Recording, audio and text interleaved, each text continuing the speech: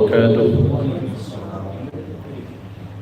إن الحمد لله نحمده ونستعينه ونستهديه ونستغفره ونعوذ به من شرور أنفسنا وسيئات أعمالنا. من يهد الله فلا مضل له ومن يضلل فلا هادي له. أشهد أن لا إله إلا الله وحده لا شريك له، وأشهد أن سيدنا ونبينا محمدا عبده ورسوله من لا نبي بعده. اللهم صل وسلم على سيدنا محمد مفتاح باب رحمة الله عدد ما في علم الله، صلاة وسلاما دائمين بدوام ملك الله وعلى آله وصحبه. اللهم رب اشرح لي صدري ويسر لي أمري واحلل عقدة من لساني يفقهوا قولي. سبحانك لا علم لنا إلا ما علمتنا إنك أنت العليم الحكيم. اللهم ارزقنا فهم النبيين وحفظ المرسلين وإلهام الملائكة المقربين. اللهم أغننا بالعلم وزينا بالحلم وأكرمنا بالتقوى وجملنا بالعافية. لا حول ولا قوة إلا بالله العلي العظيم. الحمد لله رب العالمين.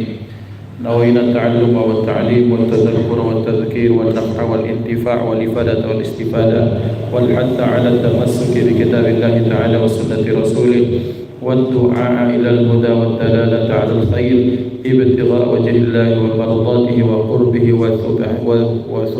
وثوابه سبحانه وتعالى على هذه النية وعلى كل نية صالحة، وإلى حضرة النبي المصطفى محمد صلى الله عليه وسلم بسر الفاتحة. أعوذ بالله من الشيطان الرجيم. بسم الله الرحمن الرحيم. الحمد لله رب العالمين الرحمن الرحيم مالك يوم الدين. إياك نعبد وإياك نستعين. اهدنا الصراط المستقيم صراط الذين أنعمت عليهم غير المغضوب عليهم ولا الضالين. Amin. Kita baca salawat Maulaya salli wa sallim 3 kali sama-sama. Maulaya salli wa sallim daiman abadan ala habibika khairil khalqi kullihim huwal habibul ladzi turja syafa'atuhu likulli hawlin minal ahwali muqtahami. Ya Rabbi bil Mustafa balligh maqasidana waghfir lana ma madha ya wasi'al karami. Ya Rabbi bil Mustafa balligh maqasidana waghfir lana ma madha ya wasi'al karami. Ya Rabbi bil Mustafa balligh maqasidana waghfir lana ma madha ya wasi'al karami. Allahumma salli wa sallim wa barik alaihi wa ala alihi. Hadratul muhtaramin yang saya ta'zimi, para guru, para ustaz, ayah bunda yang dimuliakan Allah, jamaah rahimani wa rahimakumullah. Wa aqus bidzikri sahibul bait kata Haji Busrani sekeluarga besar. Mudah-mudahan kita semua senantiasa mendapatkan taufik inayah hidayah Allah Subhanahu wa taala, dipanjangkan usia kita dalam ketaatan kepada Allah dan Rasulnya, diberikan kita rezeki yang melimpah ruah lagi berkah, rezeki halal dan thayyibah. Mudah-mudahan kita diberikan rezeki hissian dan ma'nawiyan, diberikan ilmu, dimudahkan untuk beramal dan diikhlaskan dalam beramal, dan jauhkan kita dari segala keburukan. Amin Allahumma amin. Ikhwan yang dimuliakan Allah Subhanahu wa taala, alhamdulillah pada malam hari ini kita melanjutkan kajian bulanan kita.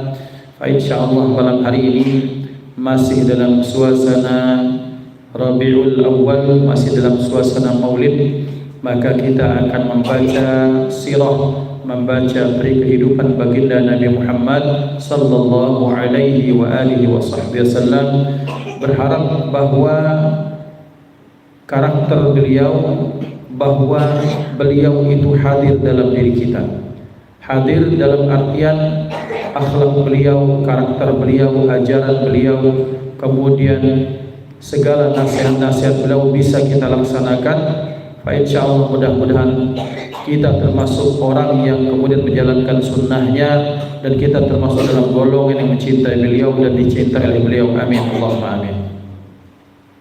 Ikhwan yang dimuliakan Allah Subhanahu wa taala, berbicara tentang Maulidur Rasul, maka kita bicara tentang nikmat yang sangat besar, yang kalaulah nikmat ini ditimbangkan dengan apapun, maka nikmat yang ada di dunia ini tidak sebanding. Karena mengapa? Karena dengan hadirnya Rasulullah SAW, maka sebagaimana dikatakan di dalam lagu Wulidal Huda yang dikarang oleh seorang penyair besar dari Mesir namanya Ahmad Syauqi. Mungkin Bapak Ibu pernah atau sering dulu mendengar lagu Ummi Kalthum, Wulidal Huda. Wulidal huda fal kainatu diya'u wa famuz zaman tabassumun wa thana'u. Wulidal huda fal kainatu diya'u, telah dilahirkan seorang nabi yang membawa huda, membawa petunjuk, membawa hidayah. Fal kainatu diya'u, maka dengan sebab kelahiran beliau, maka kainat, semua makhluk alam semesta ini kemudian bercahaya. Wa famuz zamani tabassumun wa thana'u, sementara kita lihat bagaimana perputaran waktu dari zaman beliau dilahirkan sampai akhir zaman, tabassumun wa thana'u, waktu pun ikut tersenyum dan dia terus memberikan pujian. Karena kenapa? Karena beliau sallallahu alaihi wasallam adalah pribadi yang membawa kebaikan kepada semuanya, bukan kepada manusia saja, bahkan kepada hewan, kepada tumbuhan, bahkan kepada benda yang menurut kita tak bernyawa. Nah, Bapak Ibu dimuliakan Allah, malam hari ini kita akan membahas kilasan-kilasan muqtadafat, bagian-bagian dari apa yang menjadi kebaikan manakala diutusnya baginda Nabi Muhammad sallallahu alaihi wasallam ke muka bumi ini. Yang pertama, beliau adalah pribadi yang ketika kita menceritakan tentang apapun kebaikan para nabi dan rasul terdahulu, maka kita akan mendapatkan Rasulullah sallallahu alaihi wasallam bahkan lebih utama dibandingkan itu semua. Kita lihat bahwa Nabiullah Isa alaihissalam, apa mukjizat Nabi Isa? Menghidupkan orang yang mati. Maka zaman itu ketika banyak orang sangat mengagungkan ilmu kedokteran zaman itu, maka ilmu kedokteran merupakan hal yang paling menjadi urutan pertama yang membuat orang itu bisa mendapatkan tempat di masyarakat. Dan Nabi Isa alaihissalam datang dengan mukjizat yang mematahkan teori mereka semua. Maka ikhwan dimuliakan Allah, Bapak Ibu, ketika Allah Subhanahu wa taala memberikan mukjizat kepada Nabiullah Isa alaihissalam, wa uhyil mauta biidnih, aku menghidupkan yang mati atas izin Allah. Pernah pada satu saat dalam kitab Tanbihul Ghafilin diceritakan bahwa wahai Isa, kami tahu engkau atas izin Allah mampu menghidupkan yang mati. Tapi tolong, kata mereka, nantang orang kalau sudah hatinya tak nerima, maka akan mencari alasan untuk ngeles, untuk mengelak, sehingga punya alasan untuk tak menerima kebenaran atau kebaikan. Maka kita lihat di setiap zaman akan ketemu dengan orang-orang seperti ini, mencari hilah, mencari cara, mencari apapun hal yang bisa dicari untuk mematahkan satu kebaikan, karena memang pada awalnya, pada dasarnya dia tak percaya. Maka mereka menyatakan seperti ini, wahai Isa, kami tahu mukjizatmu adalah menghidupkan yang mati, tentunya atas izin Allah. Tapi Nabi Isa, wahai Isa, yang engkau hidupkan itu kan orang yang baru 1-2 tahun lah, 4, 5, 10, 20 tahun. Sekarang kalau memang engkau seorang nabi dan rasul, hidupkan untuk kami orang yang sudah mungkin ratusan bahkan mungkin ribuan tahun sebelum kita. Maka kata Nabi Isa, silahkan pilih. Tentunya silahkan pilih itu bukan sombong, bukan, tapi untuk menunjukkan bahwa beliau seorang Nabi dan Rasul. Dan kadang-kadang sombong kepada orang sombong itu kadang-kadang diperlukan. Ada orang pecah sengak, cak sombong, cak bergaya. Kadang-kadang perlu kita sengahi lagi. Ini orang-orang sombong nih. Sombong dalam artian mereka tak mau menerima kebenaran, maka kata Nabi Isa, pilih sama kalian. Makam mana? Maka dipilih, kemudian didapatilah satu makam yang sudah lama. Kemudian kata mereka, hidupkan ini. Beliau berdoa kepada Allah, ya Rabb, tolong hidupkan ini atas izin. Maka bangkitlah itu. Saat itu ternyata siapa? Dia adalah Kan'an, putra Nabi Nuh. Itu jarak antara Nabi Nuh dengan Nabi Isa itu jauh sekali.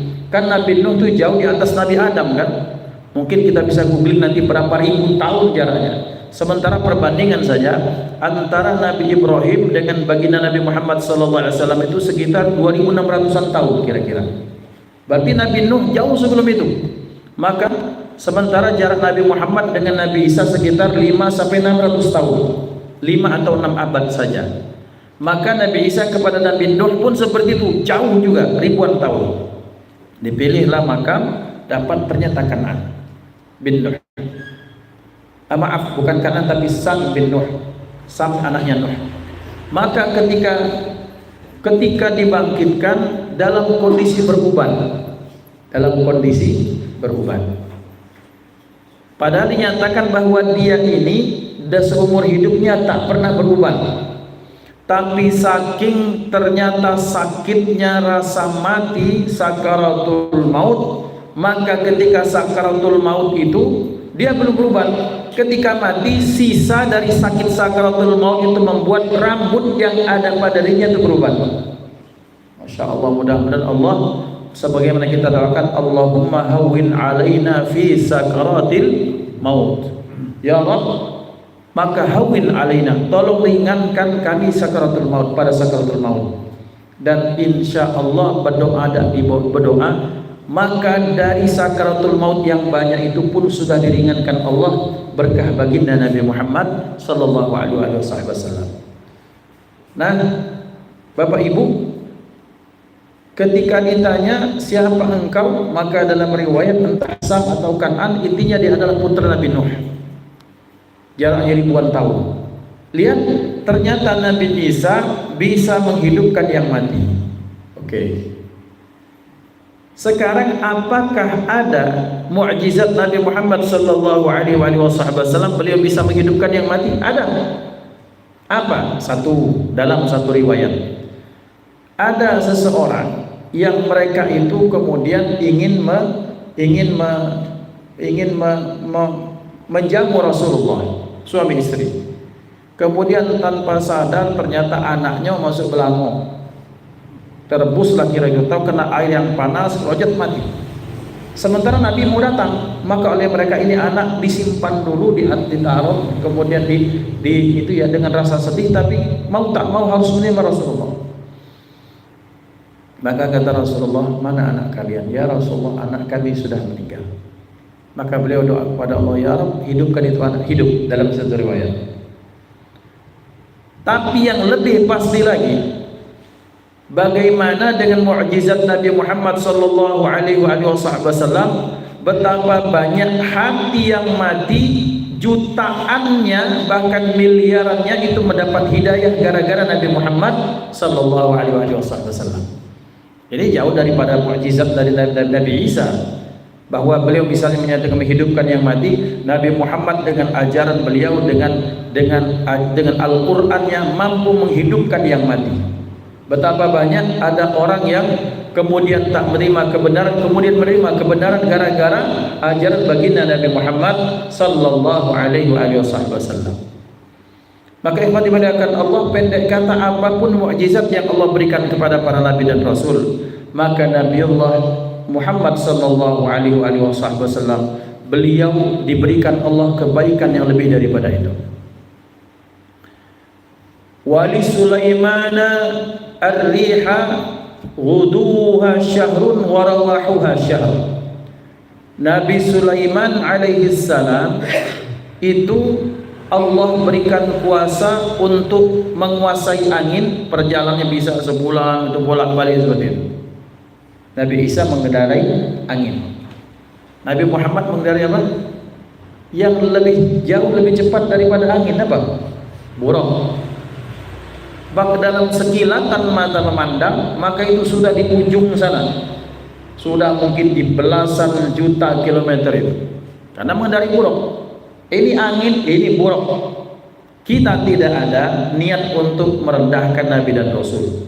Karena kullun amana billahi wa malaikatihi wa malaikatihi wa rusulihi la nufarriqu baina ahadin min rusulihi. Kita tidak membeda-bedakan satu dengan yang lain, tapi tetap bahwa setiap Nabi dan Rasul itu punya kebaikan masing-masing. Tetapi pada Nabi Muhammad sallallahu alaihi wasallam setiap kebaikan yang dulu terkumpul pada beliau. Maka kalau ada orang zaman sekarang atau orang yang mengidam-idamkan alangkah jadi Nabi Sulaiman, bahwa beliau dijadikan kerajaan ini dan gitu, masya Allah. Nabi Muhammad SAW perbendaharaan beliau menyatakan, kalau aku mau, Allah sudah memberikan aku mafatih perbendaharaan langit dan bumi, maka bahkan Jabal Uhud itu mau dijadikan emas bisa, tapi beliau tak mau. Yang berikutnya, mengapa kita bermaulid? Betapa ternyata care kasih sayang beliau itu luar biasa. Nah Bapak Ibu, kita tambahkan lagi Nabi Sulaiman alaihissalam. Beliau kan mampu berkomunikasi dengan hewan, dengan apa? Dengan jin, dengan hewan, dengan semut, dengan apapun. Nabi Muhammad sallallahu alaihi wasallam bahkan betapa ternyata ada batu di tangan beliau bertasbih kepada Allah Subhanahu wa taala. Hewan ada nyawa, ini batu bisa berbicara, bertasbih, didengar oleh Rasulullah dan Sayyidina Ali karramallahu wajhahu yang menceritakan riwayat ini. Betapa ternyata mengapa kita bermaulid, kita harus berbangga dengan lahirnya beliau, nabi yang paling dimuliakan Allah Subhanahu wa taala. Kenapa kita bermaulid? Karena ternyata beliau berjuang pagi, siang, malam adalah untuk umatnya. Bapak Ibu, para nabi dan rasul itu rata-rata mereka punya doa, dan doa itu sudah dihabiskan selama di dunia. Maka Nabi Allah Nuh alaihi salam itu bahkan berdoa kepada Allah, ya Rabb, bahwa yang ingkar kepadamu setelah aku dakwakan pagi siang malam hampir 1000 tahun lamanya, maka kata Nabi Nuh alaihissalam, ya Rabb, maka jangan sisakan mereka, binasakan saja sudah, karena mereka merupakan musuh-musuh bahasa kita, sampah di muka ini ya Rabb. Tapi Nabi Muhammad tidak, beliau simpan doa yang paling pamungkas. Kapan? Nanti di akhirat doa itu akan beliau pakai. Untuk apa? Untuk kita sebagai umat, untuk Allah. Rasulullah minta izin, ya Rabb, izinkan aku untuk memberikan syafaat pada umatku.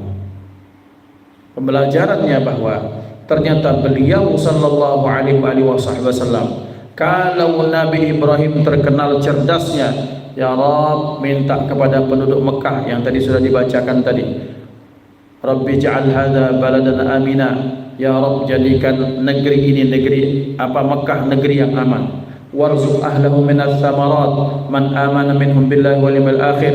Berikanlah, rezekikanlah kepada penduduknya, yaitu berupa buah-buahan bagi siapa yang beriman kepada Allah dan hari akhir. Ribuan tahun setelah itu Allah ijabah doa tersebut.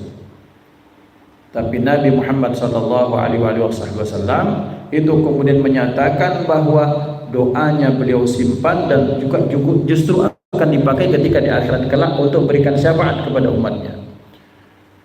Maka berarti mengapa kita bermaulid? Supaya ketika kita semakin kenal kepada Rasulullah SAW, semakin respect kita kepada beliau. Supaya ini mulut, ini lidah tidak berat untuk baca sholawat kepada beliau. Supaya ketika kita makan, bahkan bukan bismillah yang kita baca, sholawat sebelum makan. Ngapa? Karena dalam apa yang kita hasilkan, apa yang kita makan, apa yang kita pakai, jabatan yang dititipkan kepada kita, pasti di situ ada jasa baginda Nabi Muhammad sallallahu alaihi wasallam. Bapak Ibu, hatta sampai Abu Lahab, Abu Jahal, kemudian Al-Walid bin Mughirah, siapapun itu mereka berhutang kepada Rasulullah. Hutang jasa. Mengapa? Bayangkan nih, kalau Allah Subhanahu wa taala dengan sifat muntaqimnya, balas dendamnya ketika Nabi Muhammad sallallahu alaihi wasallam itu disakiti oleh kaumnya, ya Abu Jahal, Abu Lahab dan teman-temannya itu, oleh para munafikin itu, kalau Rasulullah kira ya sebelum di akhirat nanti. Kemudian Rasulullah menahan. Bukankah kita pernah ceritakan bahwa dalam satu peperangan beliau sallallahu alaihi wasallam ketika kemudian dahi beliau kena batu, dalam riwayat yang lain kemudian gigi beliau yang kena lemparan batu sampai tanggal, darah itu mengucur, maka darah itu ditampani masuk itu, diwadahi dan kemudian diusapkan di baju, di jubah beliau, jangan sampai netes. Itu kemudian ada sahabat yang perhatikan, ini ngapain Nabi kayak gitu, kok sibuk sekali darahnya begitu kan. Maka kemudian ketika selesai, setelah pulang dari peperangan, kemudian bertanya, ya Rasulullah, saat ketika anda berdarah-darah, mengapa anda kemudian tak lihat kok tingkah laku anda itu aneh, kok darah itu kemudian diusapkan di sekujur tubuh? Kata beliau, saat peperangan aku mendengar ada malaikat yang ngomong, ya Rasulullah, kami sudah minta izin kepada Allah, satu tetes darah anda sampai ke muka bumi, maka kami akan binasakan musuh-musuh itu juga. Bahkan dengan orang yang pengen bunuh, masih beliau merahmati mereka. Maka lihat dengan misalnya Nabi Musa dibiarkan sana Musa, Fir'aun seperti itu. Kemudian Namrud dibiarkan seperti itu oleh Nabi Ibrahim. Tapi Nabi Muhammad sallallahu alaihi wasallam bahkan sampai ke musuhnya pun beliau menaruh belas kasihan dan kasih sayang.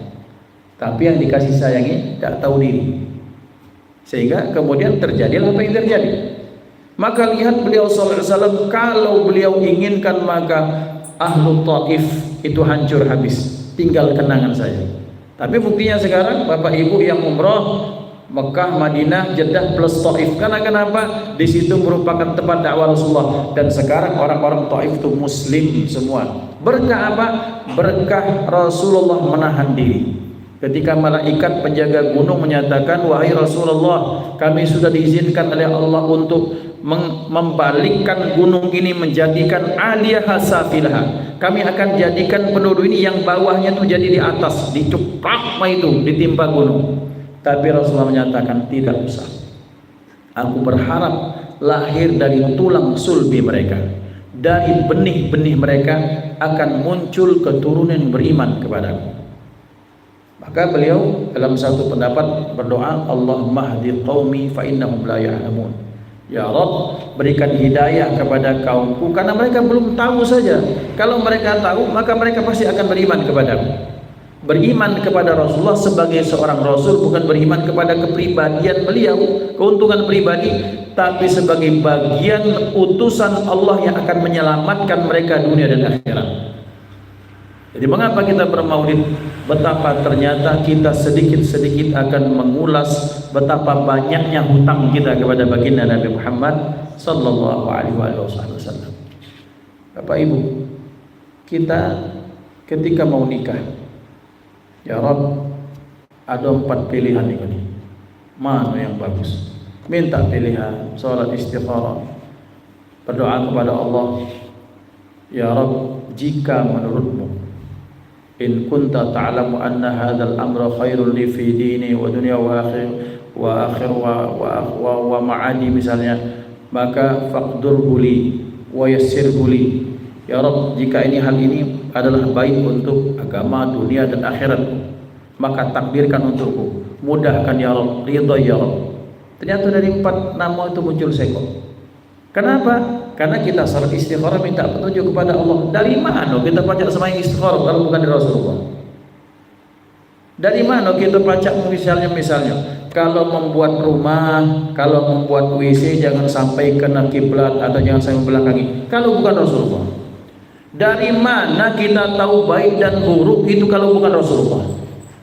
Maka pantas bahkan dikatakan bahkan sesuap nasi yang kita makan mestinya adabnya kita bersalawat kepada Rasulullah. Karena pasti ada jasa beliau dalam kehidupan kita. Nah, dapat gawe karena Allah berikan kelancaran. Kita kenal Allah sebagai Tuhan itu dari siapa? Nabi Muhammad sallallahu alaihi wasallam. Maka dalam satu salawat yang sering kita bacakan ketika membuat Allahumma salli wa sallim ala Sayyidina Muhammadin miftahi babi rahmatillah. Ya Allah, sampaikan salawat dan salam kepada kunci pembuka dari bab rahmat kasih sayang Allah Subhanahu wa taala. Kita kalau tanpa kasih sayang Rasulullah, maka kita semua sudah diazab oleh Allah Subhanahu wa taala. Ikhwan dimuliakan Allah Subhanahu wa taala. Rasulullah sallallahu alaihi wasallam adalah pribadi yang banyak membawa keajaiban-keajaiban. Kita sudah bahas bagaimana Halimatus Sa'diyah radhiyallahu taala anha. Kita sudah bahas bagaimana banyak keajaiban yang sangat bagus dan kita akan tambah. Satu cerita satu saat ini pernah kita bahas bahwa di Mekah panas, pernah dilanda kekeringan. Sampai orang-orang datang kepada Abdul Muttalib, kakek beliau. Wahai Abdul Muttalib, bagaimana ini kekeringan sudah sangat panjang. Ada yang sudah semakin busung lapar, banyak hewan ternak yang mati karena sudah lama tak hujan. Bagaimana, berikan solusi. Maka apa yang beliau lakukan? Datang ke Ka'bah, membawa Nabi Muhammad sallallahu alaihi wasallam masih kecil, kemudian badan Rasulullah ditempelkan ke Ka'bah. Berdoa, wahai Allah Tuhan Ka'bah, turunkan hujan dengan berkah anak yang mulia ini. Dan Allah turunkan hujan. Kemudian ya ikhwan yang dimuliakan Allah, bahwa Nabi Muhammad sallallahu alaihi wasallam bahkan banyak membawa kebaikan bahkan setelah beliau meninggal. Karena banyak para sahabat yang bertawassul atas nama Rasulullah dan dikabulkan hajat mereka. Jadi beliau sallallahu alaihi wasallam matinya sebagaimana hidupnya. Hidupnya Rasulullah banyak memberikan manfaat kepada sahabat, dan beliau dalam bahasa mati atau wafatnya telah dipanggilnya beliau pun memberikan manfaat kepada kita. Kenapa Madinah bisa ramai seperti itu? Karena ada jasad mulia baginda Nabi Muhammad sallallahu alaihi wasallam. Mengapa kemudian muncul Universitas Islam Madinah, banyak masyayikh muncul? Karena di situ ada Rasulullah. Kenapa kemudian Madinah dikenal di seluruh dunia? Karena Rasulullah. Maka tak berlebihan kalau dinyatakan alam semesta ini mendapatkan rahmat karena dinampakkannya baginda Nabi Muhammad sallallahu alaihi wasallam. Wa ma arsalnaka illa rahmatan lil alamin. Yang berikutnya, Bapak Ibu, beliau sallallahu alaihi wasallam bersabda, "U'titu khamsan lam yu'tahunna ahadun qabli." Aku diberikan 5 kebaikan, 5 kelebihan oleh Allah Subhanahu wa taala yang itu tak diberikan orang-orang sebelumku. Apa itu? Kita ambil saja, wa ju'ilat li masjidan wa tahura. Fa ayyuma rajulin adrakahu sholatan falyusalli. Maka dinyatakan kama qala Rasul, aku diberikan 5 kebaikan yang tak diberikan kepada Nabi dan Rasul sebelumku. Salah satunya apa? Salah satunya dijadikan bumi ini, tanah dimanapun berada sebagai tempat untuk sujud atau masjid. Bisa sholat di situ. Zaman dulu Bapak Ibu, orang-orang terdahulu harus sholat di ma'bad mereka. Orang Yahudi, orang Nasrani harus sholat di tempat mereka masing-masing. Maka tak ada ceritanya mereka itu kemudian cari tempat sembahyang itu di luar itu nggak ada. Maka ketika Nabi Muhammad SAW diangkat menjadi Nabi dan Rasul, di semua tempat di muka bumi ini Allah izinkan untuk jadi tempat sujud, sekalipun bukan masjid, sekalipun bukan surau atau musalla ataupun langgar. Karena kenapa? Karena bumi ini sudah jadikan Allah sebagai masjid. Wa tahuran, selanjutnya bumi, tanah itu dijadikan alat untuk bersuci. Kenapa bersuci? Karena ini tanah sudah disentuh, diwakilkan sentuhannya oleh kaki baginda Nabi Muhammad sallallahu alaihi wasallam. Yang berikutnya Bapak Ibu, mengapa kita harus bersyukur kepada Allah Subhanahu wa taala atas diutusnya Rasulullah dan akhirnya beliau? Karena kita ini harus bangga loh, satu-satunya makhluk yang Allah berikan kelebihan tak diberikan pada yang lain. Apa? Jadi dalam satu pendapat seperti ini, kejadian atau nikmat yang besar yang Allah berikan kepada Rasulullah itu adalah Isra dan Mi'raj. Kejadian Isra dan Mi'raj. Tetapi sesuatu yang paling besar yang Allah berikan kepada kita sebagai umat bukan Isra Mi'raj, tapi Maulid Nabi, dilahirkannya Nabi. Saya ulangi, bahwa kejadian yang paling besar yang Allah turunkan nikmat untuk Rasulullah itu apa? Bahwa ketika beliau dipanggil Allah untuk bermi'raj, berjumpa dengan Allah, Sidratil Muntaha, itu nikmat yang paling besar Allah berikan kepada beliau. Sementara nikmat yang paling besar Allah berikan kepada umat Rasulullah adalah dilahirkannya, dinampakkannya baginda Nabi Muhammad sallallahu alaihi wasallam di muka bumi. Maka Bapak Ibu, kenapa kita harus bersyukur? Satu-satunya makhluk yang ketika dipanggil Allah, Allah hadirkan beliau, bukan malaikat yang hadir, tapi malaikat mengajak beliau untuk hadir ke Sidratul Muntaha untuk berjumpa dengan Allah. Fakana qaba qausaini aw adna. Bagaimana kondisi beliau? Satu, beliau dibersihkan, bukan dibersihkan, dibelah dadanya. Kemudian bukan dibersihkan hati beliau sudah sangat bersih, tak pernah kotor, tapi dipersiapkan untuk menerima ilmu dan hikmah. Ini dalam bahasa sederhana, orang kalau mau belajar maka ikut proses Rasulullah SAW. Karena kenapa? Orang kalau mau belajar harus ada tazkiyatun nafsi, hatinya dibersihkan dulu, prasangkanya dihilangkan, praduganya dihilangkan, sombongnya dihilangkan, ujubnya dihilangkan, meremehkannya dihilangkan. Ketika dia siap baru menerima ilmu, maka ilmu itu akan bersemayam lama dalam dadanya. Tapi kalau orang itu tak membelah dadanya, tak mencuci dadanya, maka yang biasanya muncul adalah ini lagi, bosan dengarnya. Bosan dengarnya, kebaikan yang akan mestinya datang kita terima kemudian tertolak gara-gara kita yang membatasinya. Maka Rasulullah dicuci untuk menerima diisi ilmu dan hikmah untuk siap mendapatkan kebaikan lebih banyak. Berangkatlah beliau ke Sidratul Muntaha, ke tempat yang tertinggi yang tak ada lagi setelah itu. Bagaimana beliau? Tetap dengan atribut beliau, outfitnya beliau apa, bahkan sandal beliau masih dipakaikan, diizinkan dipakai. Sementara untuk Nabi Allah Musa alaihissalam, Allah berkata kepada Nabi Musa, wahai Musa, ikhla'na 'alaika innaka bil wadil muqaddas tuwa. Wahai Musa, lepaskan dua sandalmu. Musa, engkau sedang berada di satu lembah yang disucikan yang bernama Tuwa di Gurun Sinai. Dan itu bahkan hebatnya Rasulullah, beliau diturunkan malaikat Jibril turun di sana. Wahai Rasulullah, salat 2 rakaat, karena di tempat di mana pendahulumu saudaramu Musa menerima wahyu Allah. Beliau salat di situ, lanjut sampai ke Baitul Maqdis, kemudian kepada Sidratul Muntaha. Maka dinyatakan Syekh Hisam Kabbani, Yusuf An-Nabhani kalau tak salah, menyatakan dalam satu syair yang panjang memuji-muji Rasulullah, menyatakan bahkan alam semesta ini di bawah telapak kaki dan di bawah sandal Nabi Muhammad sallallahu alaihi wasallam. Berangkat ke Sidratul Muntaha, bahkan di mana tidak ada makhluk yang mampu sampai ke sana. Hatta malaikat Jibril itu tak sampai dan tak sanggup. Mengapa? Karena ini merupakan khususiyah baginda Nabi Muhammad sallallahu alaihi wasallam.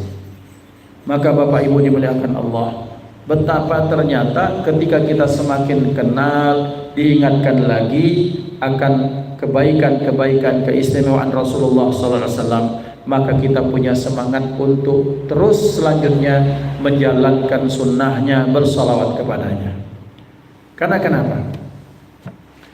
Karena sesungguhnya beliau sallallahu alaihi wasallam mengajarkan kepada kita mengikut sunnah Rasulullah itu bukan sekedar sunnah zahiran, sunnah lahir saja, tetapi sunnah batin di mana kita membersihkan hati itu juga sangat penting. Dalam satu riwayat, ketika beliau sallallahu alaihi wasallam ketika akan terjadi perang Badar. Kenapa terjadi perang Badar? Karena orang-orang musyrik itu senantiasa mengintimidasi Rasulullah. Orang kafir Quraisy senantiasa kemudian mereka ingin membunuh, menghilangkan nyawa Rasulullah dan membunuh para sahabat. Sehingga terjadi perang Badar, perang pembelaan terhadap Islam itu. Maka karena masih dalam permulaan dakwah, maka sangat sedikit sekali persiapan sarana prasarananya. Salah satunya betapa terbatasnya kendaraan yang dipunyai, sehingga untuk perjalanan dari Madinah ke lembah, ke tempat yang bernama Badar itu jauh sekali. Maka Rasulullah sallallahu alaihi wasallam membagi setiap sahabat 3 sahabat 1 ekor keledai. 1 sahabat 1 ekor keledai. Karena kenapa? Tak mungkin semua punya keledai karena sangat terbatas. Kira-kira kalau zaman sekarang misalnya 1 motor untuk 5 orang. Jadi kalau 5 orang itu berarti kan 2 motor, bagi yang lain jalan. Kira-kira seperti itu. Maka sampai satu saat bahkan Nabi pun berkongsi berbagi 1 keledai dengan 2 sahabat, bertiga dengan beliau.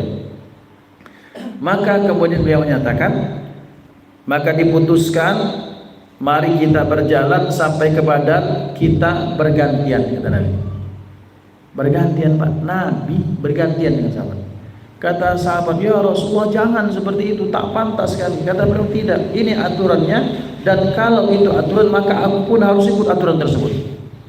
Maka bahkan kemudian beliau bilang, apakah kalian berdua ingin menghabiskan semua pahala untuk kalian sementara kalian tak berikan pahala jatahnya untukku? Maka kata beliau, aku pun ingin mendapatkan pahala jalan kaki untuk membela agama Allah Subhanahu wa taala di padang pasir yang sangat tandus kering dengan bekal yang sangat sedikit. Cari pemimpin yang besar seperti ini. Cari orang yang disebut sebagai bos, leader, raja, presiden, perdana menteri, siapapun itu yang bisa menyamai Rasulullah. Padahal pada saat yang sama Bapak Ibu, beliau kalau berdoa malaikat turun langsung menghancurkan musuhnya, tapi beliau tidak gunakan itu. Beliau menggunakan perjuangan yang asli. Beliau ingin menunjukkan kepada umat bahwa Islam ini bukan daripada Allah perjuangannya, kita yang harus mengusahakan dan Allah akan melirik perjuangan kita tersebut. Ini sunnah. Maka sunnah itu ikhwan dimuliakan Allah, Nabi tak cukup dengan disebut panjang kejenggot, bagus itu sunnah, tapi datang tepat waktu juga sunnah.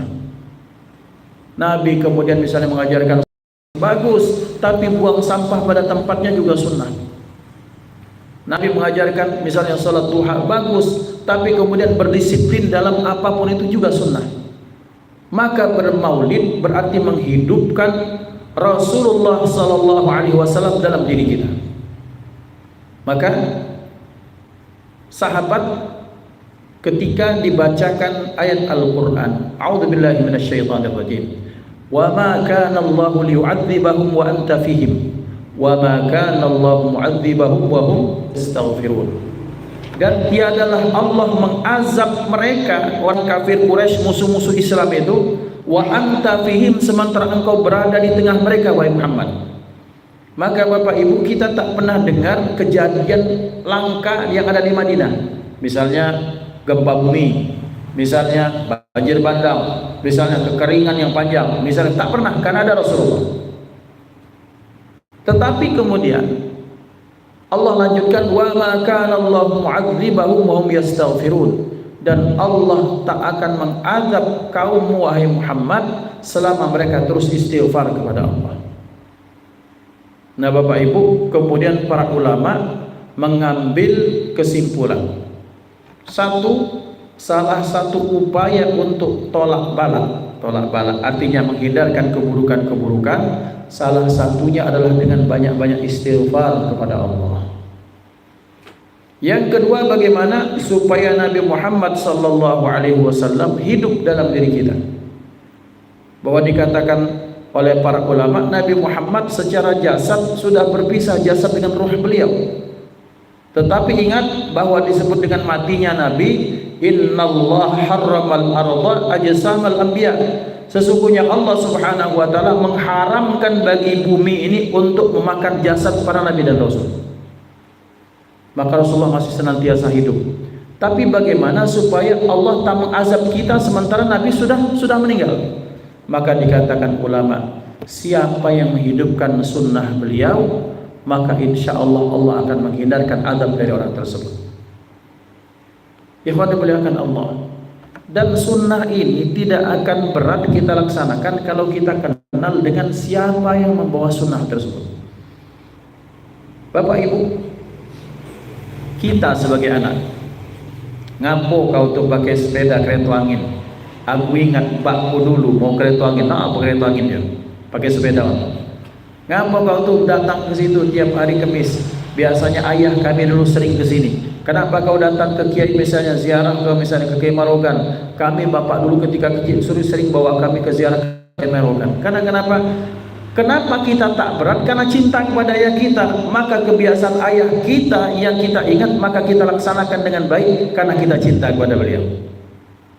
Maka berarti jawabannya ketika kita pengen melaksanakan sunnah Nabi Muhammad SAW dengan baik, maka kita harus terlebih dahulu kenal dengan beliau. Itulah mengapa kita bermaulid. Itulah mengapa dikarang kitab Al-Barzanji, mengapa dikarang kitab Maulid Ad-Daybai, mengapa dikarang kitab Maulid Al-Habsyi dan sebagainya macam. Insyaallah kita akan lanjutkan setelah azan biidznillah. Tafadhal. Yang azan. Ya terus.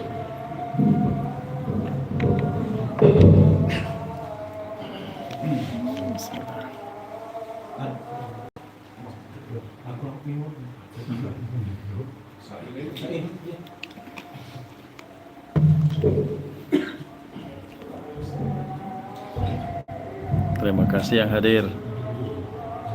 Amin ya Rabb. Allahu Akbar, Syukran Dayak Asdi. Allahu Akbar,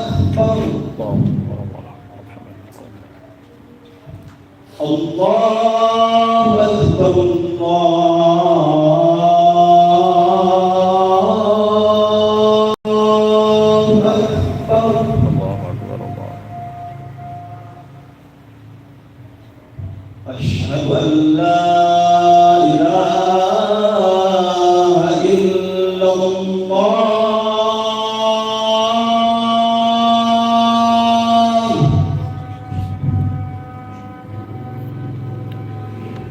Asyhadu an la ilaha illallah.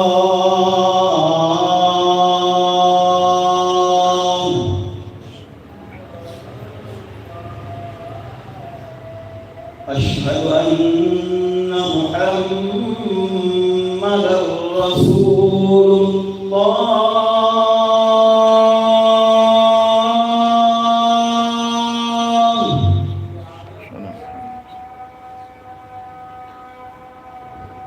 Asyhadu anna Muhammadar Rasulullah.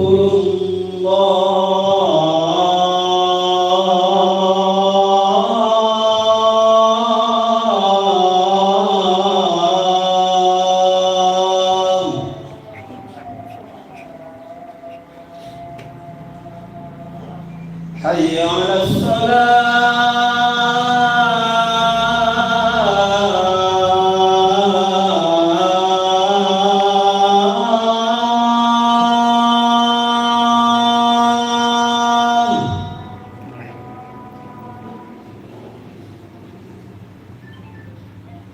Hayya 'alas salah.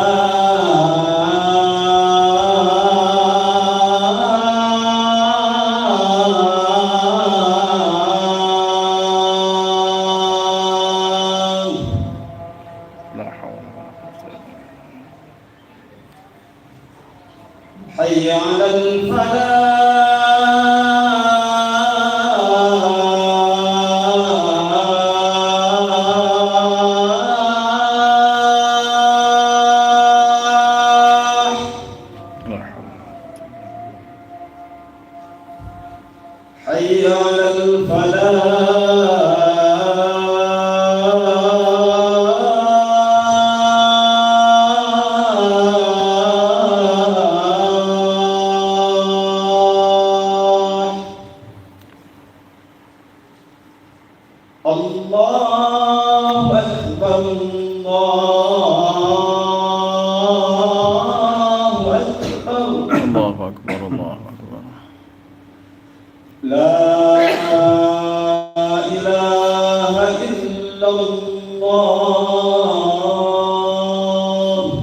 لا إله إلا الله سيدنا محمد رسول الله صلى الله عليه وسلم شرف ودرجة العالية كل والدي وكل والدي وكل والدي وكل والدي وارحمهما كما ربياني صغيرا.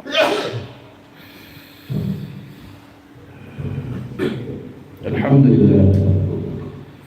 Bapak Ibu dimuliakan Allah Subhanahu wa taala. Maka di satu saat ketika Sayyidil Habib Umar bin Salim bin Hafidh itu beliau berkunjung ke India. Maka ulama-ulama India ini kan mereka menyatakan, wahai Sayyidil Habib, betapa irinya kami dengan kalian.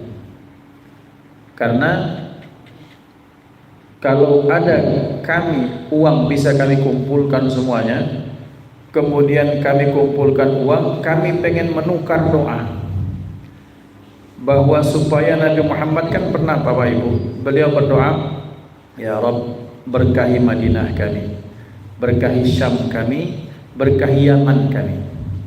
Nabi doakan. Jadi Nabi mendoakan Madinah, Nabi mendoakan Syam, Palestina, Lebanon dan Syria, mudah-mudahan masuk bagian itu. Kemudian berkahi Yaman kami. Nah, negeri kami India tak disebut. Negeri India tak disebut. Maka kalau kami bisa menukar doa ini dengan uang berapapun triliun kami kumpulkan, kami berikan kepada Anda, maka akan kami akan tukarkan itu supaya kami dapat berkah doa dari baginda Nabi Muhammad sallallahu alaihi wasallam. Ini betapa cintanya seorang umat kepada Nabi. Nah Bapak Ibu, tapi ternyata ada satu hadis dari beliau sallallahu alaihi wasallam yang sangat menghibur kita. Karena beliau menyatakan dalam satu riwayat, betapa aku sangat rindu dengan saudara-saudaraku. Kemudian sahabat bertanya, ya Rasulullah, bukankah kami ini, maaf, beliau menyatakan betapa aku rindu dengan saudara. Maka kemudian mereka bertanya, ya Rasulullah, bukankah kami ini saudara Anda? Jawab beliau sallallahu alaihi wasallam, kalian itu adalah sahabatku, kata Rasulullah. Dan kalian tahu siapa yang disebut sebagai saudaraku? Allahu wa rasuluhu a'lam, hanya Allah dan tahu, Rasulnya yang tahu. Maka orang yang disebut sebagai saudara, dia datang, mereka hidup setelahku, tak mendengar suaraku, tak melihat wajahku, tapi mereka kemudian beriman kepadaku. Dan itulah saudara-saudara Rasulullah sallallahu alaihi wasallam. Maka ikhwan dimuliakan Allah, iman itu tak akan muncul kecuali diawali dengan rasa senang dulu. Ada orang iman kepada Allah tak senang, dasar Allah ini tak ngejual nasi, itu bukan iman itu. Maka orang kalau iman kepada Rasulullah berarti harus ada rasa senang. Dan rasa senang ini kalau dirunutkan timeline-nya ABCD 1 2 3 dari hitungan 0 sampai sekian, maka diawali bukan dari beliau menjadi Rasul, kan bukan seperti itu, tapi diawali dari beliau dilahirkan, diwujudkan oleh Allah di muka bumi. Saya ulangi, ada orang dengan tegas menyatakan, ngapain kalian bermaulid, tidak ada contoh dari Rasulullah. Yang penting kita ini ikut sunnah Rasulullah. Sekarang yang ngasih sunnah itu kan lahir dulu, ada dulu orangnya, besar dulu, jadi nabi, jadi rasul, baru beliau apa tindak tanduknya jadi contoh, kan seperti itu. Maka berarti dikatakan orang yang beriman kepada Rasulullah diawali rasa cinta, diawali rasa senang dulu. Kalau sudah cinta dan senang, maka baru mau menerima, baru ada taslim, ada upaya menerima. Setelah itu baru apapun yang beliau ucapkan, beliau contohkan, beliau anjurkan, kita laksanakan. Sekarang tak mungkin Rasulullah tiba-tiba jukluk langsung 40 tahun, kan enggak ada. Beliau kan ketika hidupnya, maka beliau karena bagian dari manusia, ada fase di mana beliau dilahirkan sampai besarnya, sampai berjuangnya, sampai kemudian wafatnya beliau. Nah, kenapa ada sebagian orang yang kekeh harus ikut sunnah beliau, sementara dengan lahirnya itu seolah-olah tak perlu tak perlu dirayakan? Tentunya orang yang paling sehat akal pikirannya, yang rasa cintanya itu betul murni, maka dia akan mencintai seseorang dari awalnya hingga akhirnya. Dan awal ketika beliau dilahirkan itu namanya maulid. Dan pun kita bersenang, berbahagia hati karena dilahirkannya Rasulullah sallallahu alaihi wasallam. Wulidal huda fal kainatu dhiya'u wa famuz zamani tabassumun wa thana'u. Jadi berarti ketika ada orang yang ingin dianggap saudara oleh Rasulullah sallallahu alaihi wasallam, maka kita iman kepada beliau. Dan iman diawali dengan rasa percaya, rasa cinta. Hati kita buka dengan menerima beliau. Yang kita terima bukan Rasulullah yang usianya 40 tahun saja, bahkan sebelum kelahiran beliau, kejadian-kejadian luar biasa kita imani, kita percayai. Irhasat beliau, kejadian luar biasa yang Allah berikan pada Nabi dan Rasul ketika belum jadi Nabi dan Rasul, itu pun kita percayai karena bagian dari kebesaran Allah. Dan pada akhirnya kita beriman kepada Rasulullah secara utuh, bukan parsial atas nama sunnah saja. Dari 40 tahun sunnahnya, kemudian yang sebelumnya tidak sunnah, tidak. Kita cinta Rasulullah dari awal hingga akhir, dari alif sampai ya, dari A sampai Z, dan itu disebut sebagai iman yang sesungguhnya. Satu golongan yang tak senang dengan lahirnya Rasul itu cuma satu, teman-teman. Siapa? Orang-orang Yahudi. Kafir Yahudi tak senang dengan lahirnya Nabi. Dan yang tak senang dengan datang hijrahnya Nabi ke Madinah siapa? Yahudi dan siapa? Dan munafik. Yang tak senang dengan diangkatnya beliau sebagai Nabi dan Rasul, orang-orang kafir. Seolah-olah orang kalau tak senang dengan lahirnya Nabi pembawa hidayah, masuk golongan mana Allah alam. Dengan alasan yang penting kami ikut sunnah, tak ada contoh Rasulullah. Memang Nabi tak mencontohkan, tapi sebagai umat yang cinta dengan beliau, kita akan memperhatikan setiap sudut kehidupan beliau, dan kita akan bangga menceritakannya, membahasnya, dan kita akan mengatakan, ya Rabb, terima kasih karena Engkau telah utuskan Nabi Muhammad SAW kepada kami. Bapak Ibu dimuliakan Allah, intinya berikutnya, setelah kita dengarkan petikan-petikan sejarah kehidupan beliau, maka kita semakin cinta, bangga, syukur akan adanya beliau. Kita akan dengan ringan hati kita mengikuti dakwah beliau, mencontoh sunnah beliau, mendakwahkan agama beliau, membela kehormatan beliau, dan kemudian banyak-banyak berselawat kepada beliau. Fa insyaallah pada ujungnya mudah-mudahan almar'u ma'aman ahab, orang itu akan dibangkitkan di akhirat kelak bersama yang siapa yang dia cintai. Mudah-mudahan dengan itu kita disebut sebagai umat yang mencintai baginda Nabi Muhammad sallallahu alaihi wasallam, dan beliau pun cinta kepada kita. Amin, Allahumma amin. Hadanallahu wa iyyakum ajma'in. Usikum wa nafsi bittaqwallah. A'udzu billahi minasyaitonir rajim. Bismillahirrahmanirrahim. Alhamdulillahi rabbil alamin. Allahumma shalli wa sallim ala sayyidina Muhammad al-fatih lima ughliq wal khatim lima sabaq nasiril haqqi bil haqq wal hadi ila siratikal mustaqim wa ala alihi haqqa qadrihi wa miqdarihi al-azim. Allahumma shalli wa sallim ala miftahi abwabi rahmatik sayyidina Muhammad wa alihi wa sahbihi wa ali muhabbatik wa ta'atik wa tadarak ummatahu bi sar'i ghathatik.